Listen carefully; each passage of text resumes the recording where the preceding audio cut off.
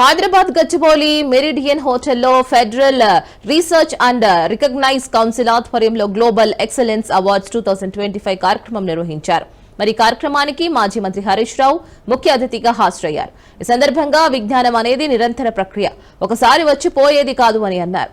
Award గెలుచుకున్న ప్రతి ఒక్కరికి అభినందనలు తెలిపారు. ఒకరోజు ఆయనకు ఒక ప్రత్యేక అవార్డు వచ్చిందని అన్నారు. తెలంగాణలో ఉన్న 119 మంది ఎమ్మెల్యేల్లో ప్రజలకు నిరంతరం అందుబాటులో ఉండే ఎమ్మెల్యేగా తనకు అవార్డు వచ్చిందని అన్నారు. ఈ సందర్భంగా ఎంతో అద్భుతమైందని కొనియాడారు Harish Rao.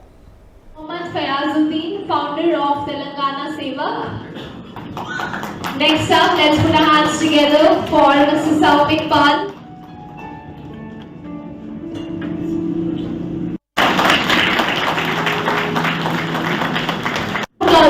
Happy Living Interiors. For Mr. Mohammad Fayazuddin, founder of Telangana Sevak. Excellence is a continuous process. It is not an accident.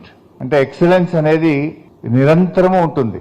ఈ రోజు మీరందరూ అవార్డులు అందుకున్నారు. నేను కూడా ఈ రోజు ఉదయమే ఒక అవార్డు అందుకున్నాను. ఈ రోజే ఎవరో ఒకరు ఒక సర్వే ఏజెన్సీ సర్వే చేసి మన తెలంగాణలో ఉండే 119 మంది ఎమ్మెల్యేల్లో ఫస్ట్ అమాంగ్ 119 అంటే నాకు అవార్డు వచ్చింది. ఈ రోజు అవార్డు అనేది అవార్డులో గొప్పతనం ఉండదు. Award it is not a question of cash or it is not question of the memento, but it is the recognition that will make you more and more responsible. So మనకు ఒక award వచ్చినప్పుడు ఏమవుతుందంటే ఇంకా బాగా పనిచేయాలి, ఒక సామాజిక గుర్తింపు కోసం కృషి చేస్తూ ఉంటాం. ఇలాంటి అవార్డులు తప్పకుండా మీలో ఇంకా విలువలను పెంచుతూ మీ బాధ్యతల్ని పెంచుతూ ఇంకా ఇంకా పైకి రావాలి. ఈ రోజు రాష్ట్ర స్థాయి అవార్డులు అందుకున్నాం, రేపు జాతీయ స్థాయి అవార్డులు అందుకోవాలి అనే విధంగా మీలో ఇంకా ఉత్సాహాన్ని పెంచుతాయి, మీ బాధ్యతను పెంచుతాయి. ఇవాళ అవార్డు విన్నర్స్ అన్ని సెక్టార్స్ నుంచి ఉన్నారు.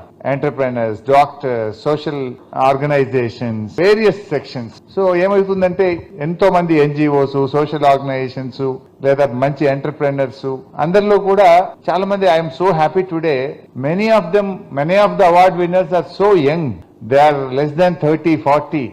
At the young age now you are getting an award means you are going to get many more awards in your career.